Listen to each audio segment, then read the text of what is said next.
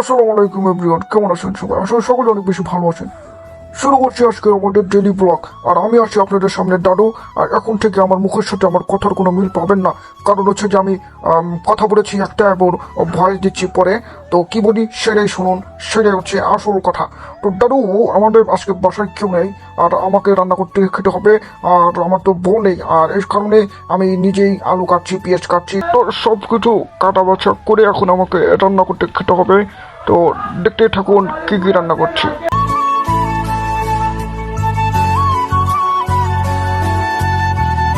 আর অবশেষে আমাদের আলু কাটা শেষ হয়ে গেছে। আর দাদু আলু কাটছে মানে হাসানাত পাওনের আলু কাটা, মানে একদম বেস্ট আলু কাটা।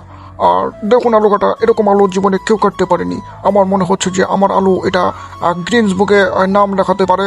আপনারা যারা আমাকে নোবেল দিতে ইচ্ছুক তারা আমাকে আলু কাটার নোবেল দিতে পারেন। আর এরপরে কাটবো হচ্ছে আমরা ফুলকপি। এটা ফুলকপি না পাতাকপি আমি নিজেও জানি না, আর যাই হোক এটা ফুলকপি বলা হয়। আর এই ফুলকপি আমি কাটবো, আর এরপরে ধাপে ধাপে আমরা সব কিছু কাটবো। তো দেখতে থাকুন ভিডিওটা, হাসান পাওয়ারের ভিডিও, যে কোনো কিছু হতে পারে। অতপর আমাদের ফুলকপি এবং আলু কাটা শেষ।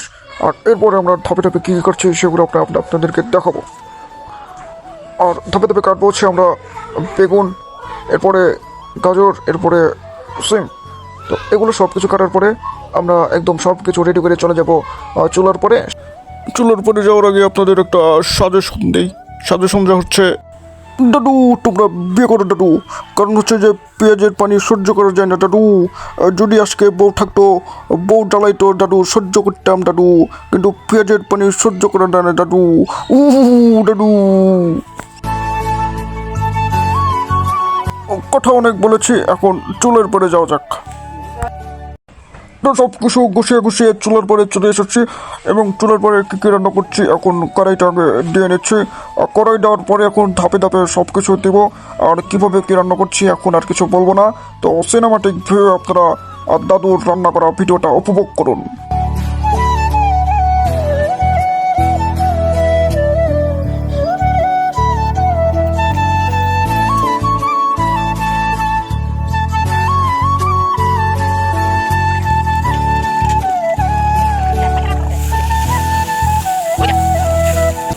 তো দাদু এখানে একটা মজার ঘটনা ঘটে গেছে রান্না করতে করতে। আর আমি ইউটিউব দেখে রান্না করতে গেছিলাম, কারণ হচ্ছে আমি রান্না করতে পারি না।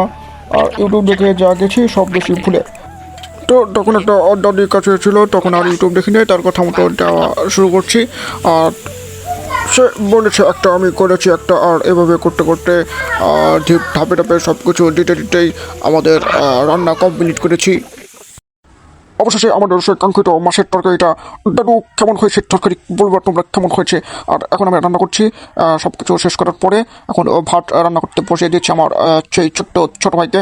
আর সে ভাত রান্না করছে, সব কিছু শেষ করে আমরা খাবো, আর খেয়ে বলতে পারবো যে কেমন হয়েছে আসলে আমাদের আজকের এই তরকারি এবং ভাতটি।